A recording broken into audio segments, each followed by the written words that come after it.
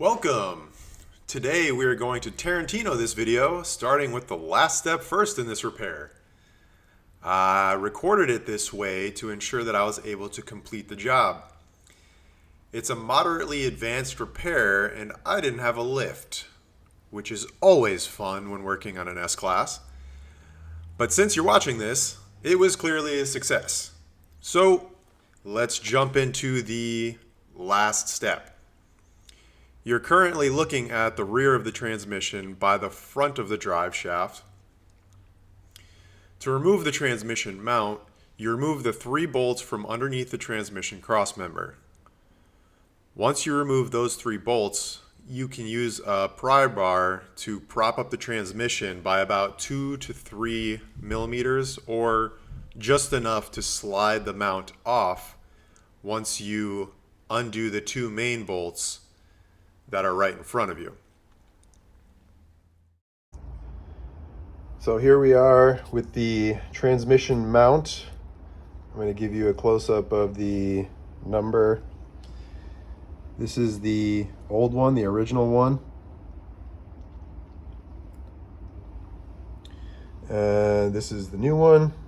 You always confirm it's the same number, obviously. So one thing about this job and about these cars specifically is that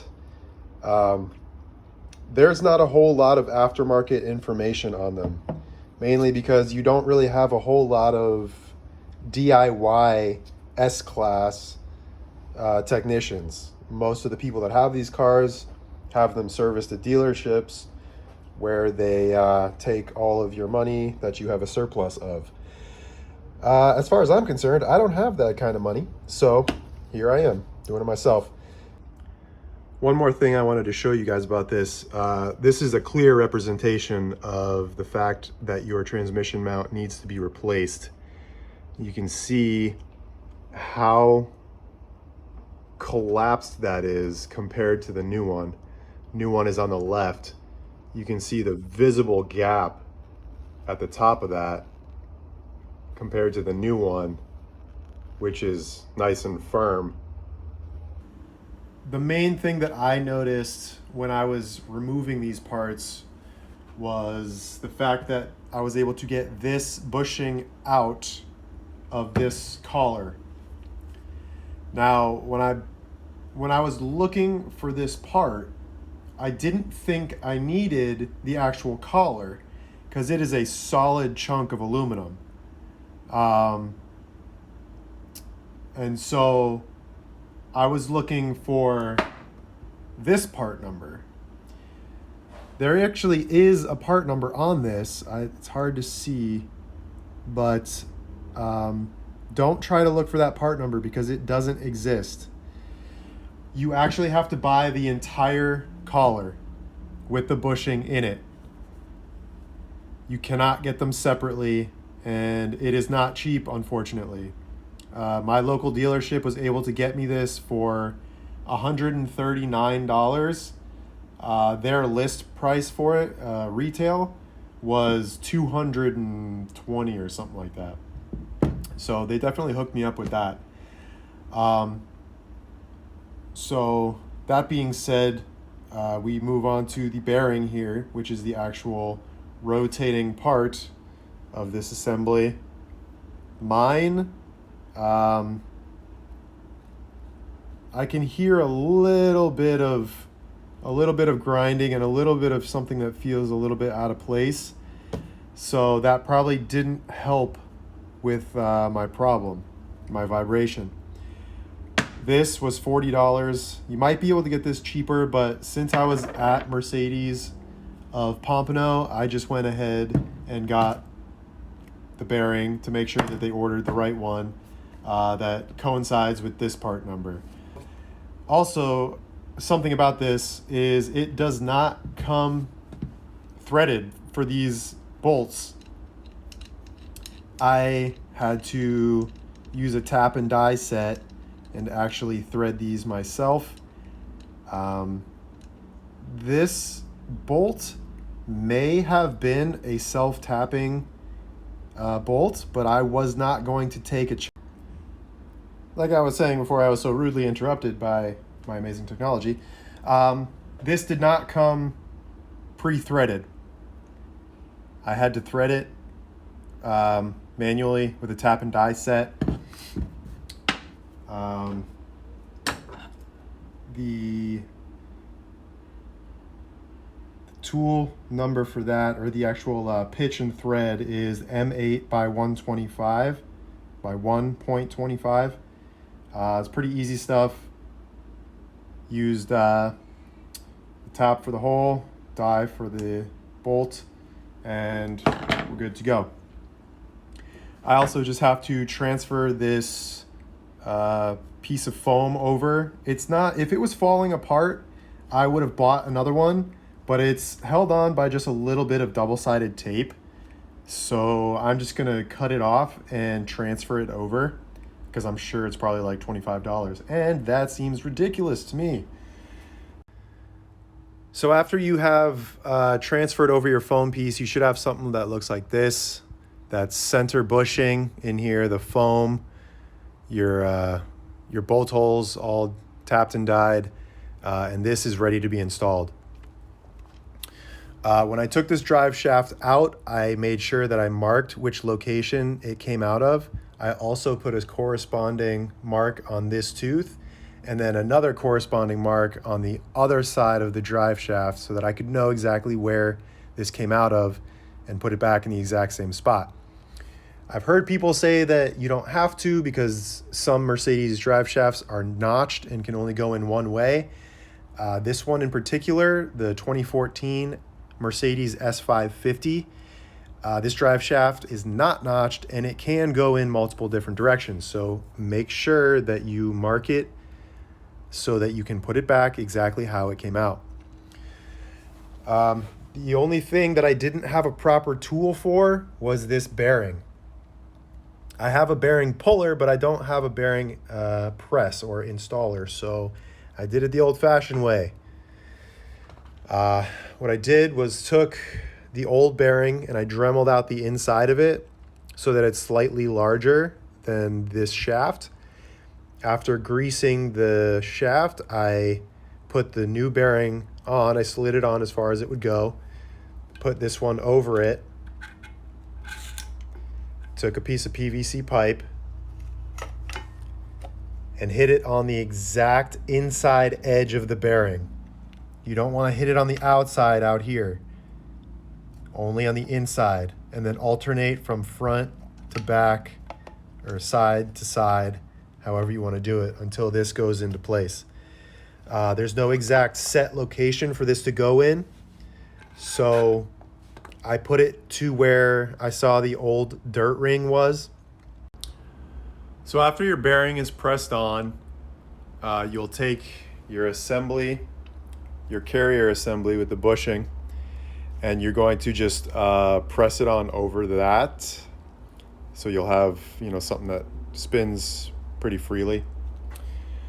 All you have to do is just put a little grease around that bearing, and this kind of you're going to need a little bit of force, but it will just pop right over. Now we are all set to go ahead and put this back in the car. So the spline end of this, again, just so we're in the right orientation, is going to face the front of the car here. This back here is going to the rear differential. All right, so once you have this up here, I've made a grave error and not had a jack stand on hand, so I'm gonna grab that real quick. Realistically, I do not think I have that in the right groove, but once I get this jack stand set up, I will readjust. Yeah, I'm off by a tooth, so I'm just gonna drop this back down, smooth it over just a smidge, and then we will be good to go.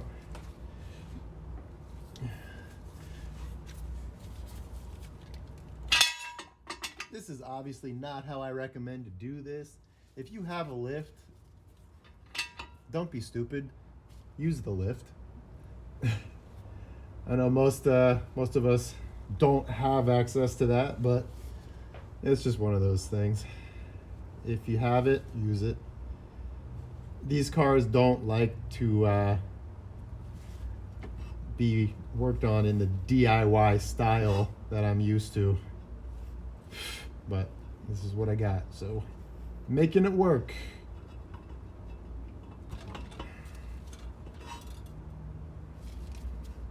All right, that's it. That's in right there.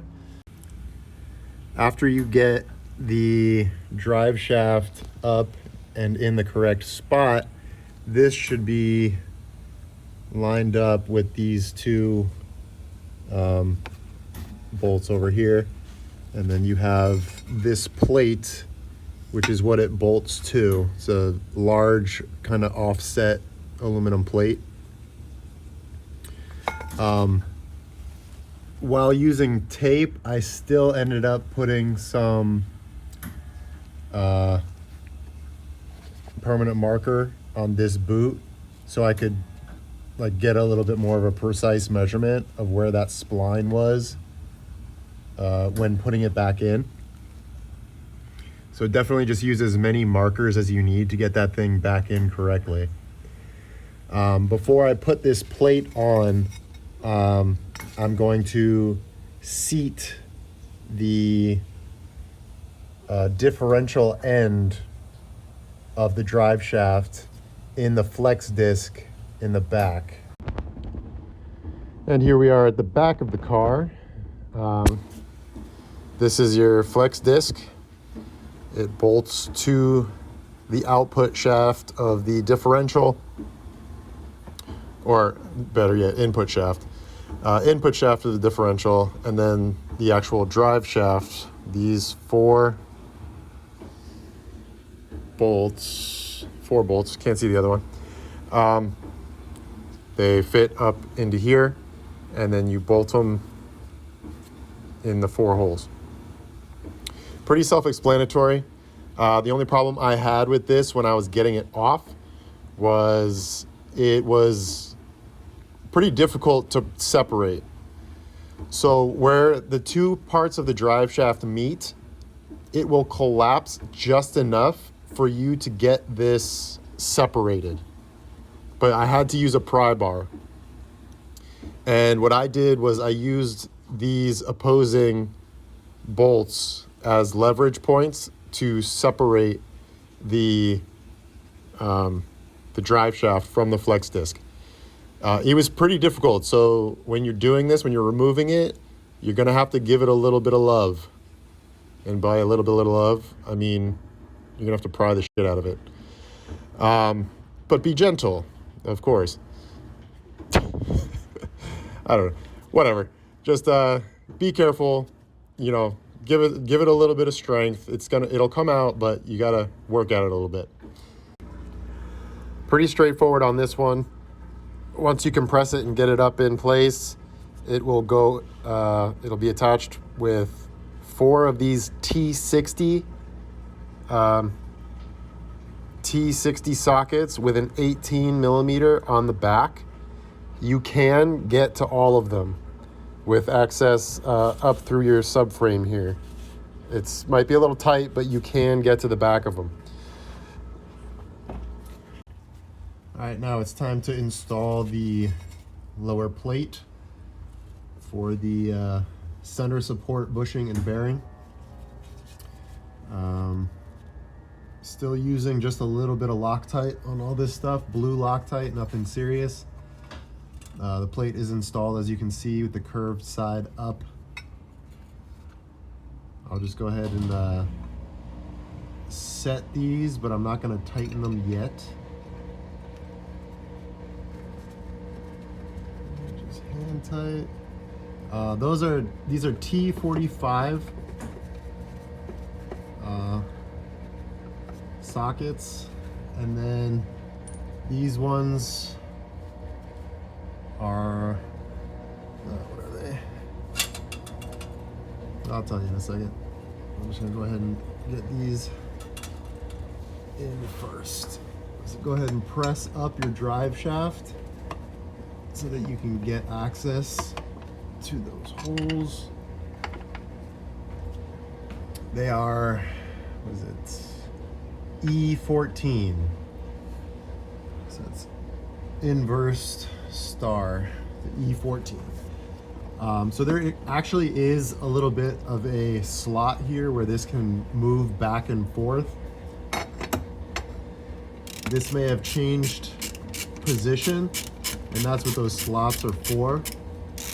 I think they're going to allow for a slight adjustment in position of the new part. So I'm going to tighten the center bolts first.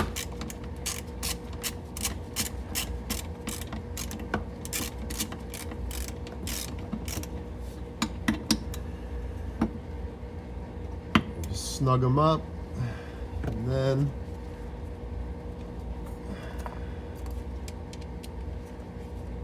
as I tighten the bracket bolts, that should put them in the freestanding state that they are going to want to be in.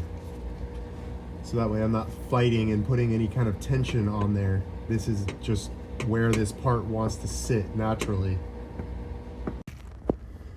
Once you have your center support and carrier assembly completed, right in front of that, towards the front of the car, is a aluminum cross brace.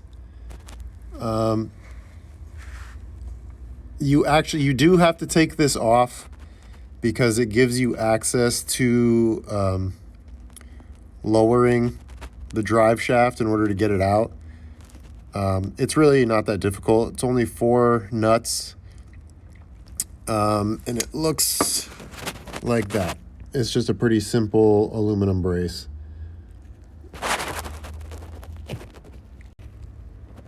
After the aluminum cross brace is installed, you can then put in your first layer of heat shielding.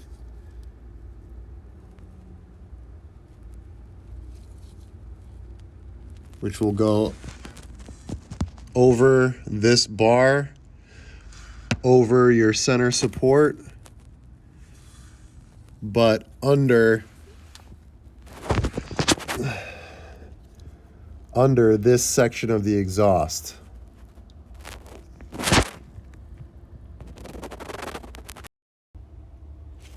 I combined a few steps here. So after you put the heat shielding up between the exhaust, you will then put up the exhaust with the exhaust hangers showing right here. It's just 2 13mm bolts, and that exhaust will drop down. I also dropped down my underpan just a little bit. That was, honestly, you don't even have to do that stuff. You don't even have to drop the underpan. I did that just for the sake of seeing what was going on. So then after we have the exhaust back up, we're going to proceed back further towards the rear of the car, finish putting in the other heat shields and getting the exhaust back up.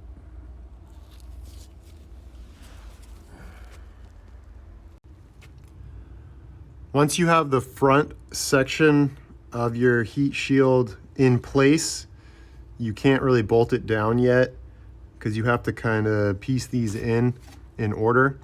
And this one here, the one towards the back, which is right by the differential, this is your differential right here. You have to put this one in first, and that is held in with 4 T45 screws and then 2 nuts right here. I'm gonna go ahead and install that, and then I'll show you the step after. Once this one is up, things get a little tricky. So I'm going to slide you down here. Hopefully my phone can see this. It's probably going to be kind of hard, but there's a gap. There's one more piece of heat shield. And then there's another brace. So you have this last piece of heat shield right here. And then one more aluminum brace, which is right here. This aluminum brace goes across here like this. But this needs to go on after the exhaust.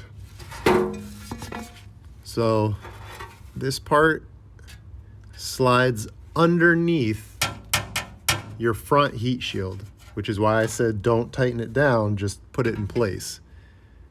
So you snake it in like that. And then you have to remove these bolts.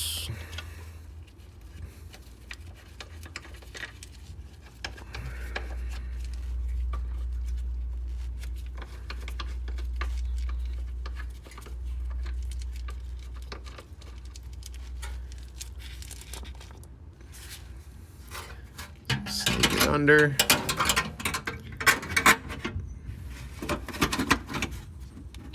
And press it in.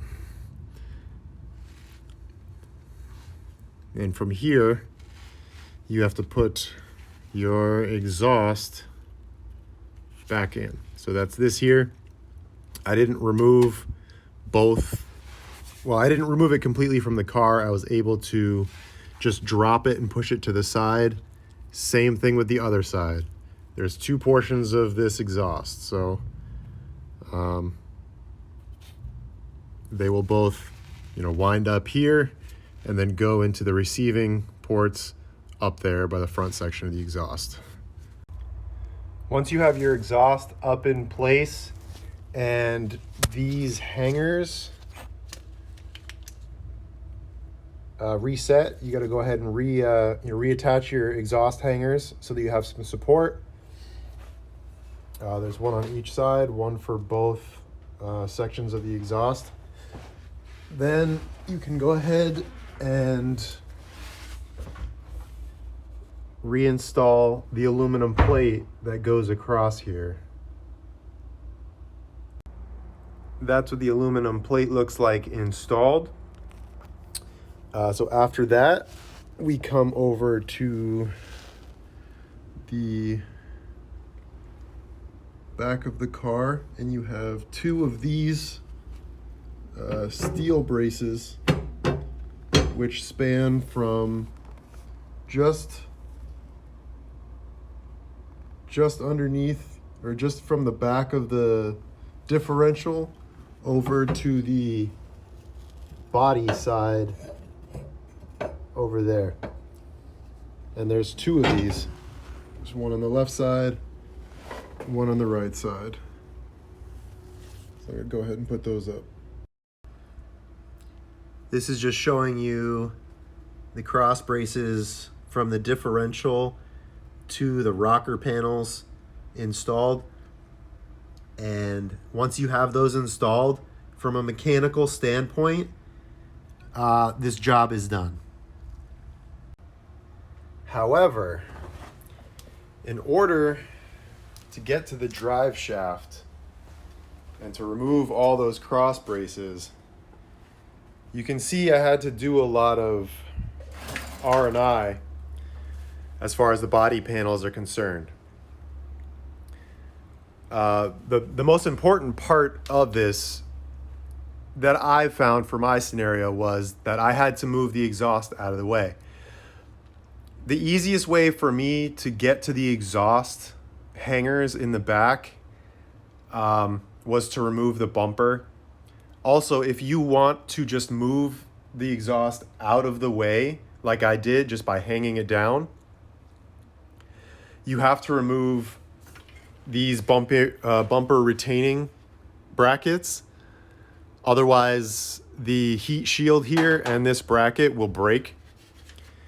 So I wanted to operate as safely as possible, so I decided to just take off the bumper, take off the bracket, do it the right way so that I'm not creating more problems for myself. I also, in order to take off the bumper, you also have to take out your tail lights and your trunk interior in the center, but also on the sides. I just kind of swung them out of the way, but to get to the bolts for the tail light, you have to take out that side interior and pull it out of the way. You also have to take off these shields that go under the car. They go the full length, but they're pretty straightforward to take off. It's just a couple screws and fasteners. I'm not going to get into how to do that. It's pretty straightforward. Just make sure you take them off ahead of time and get them out of the way. Other than that, I'm just going to go ahead and button this up and go for a test drive to make sure that all of my work was not in vain. This is the first test drive after the new bushing and bearing and everything has been installed and reassembled. The main symptom of a bad bushing and carrier bearing is your center console will feel like it's vibrating its way to hell. So far, everything has been feeling beautiful.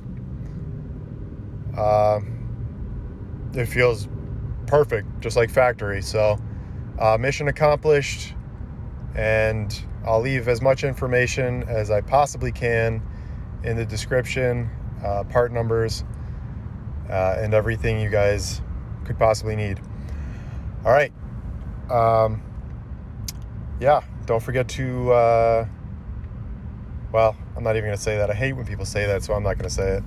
All right. See ya.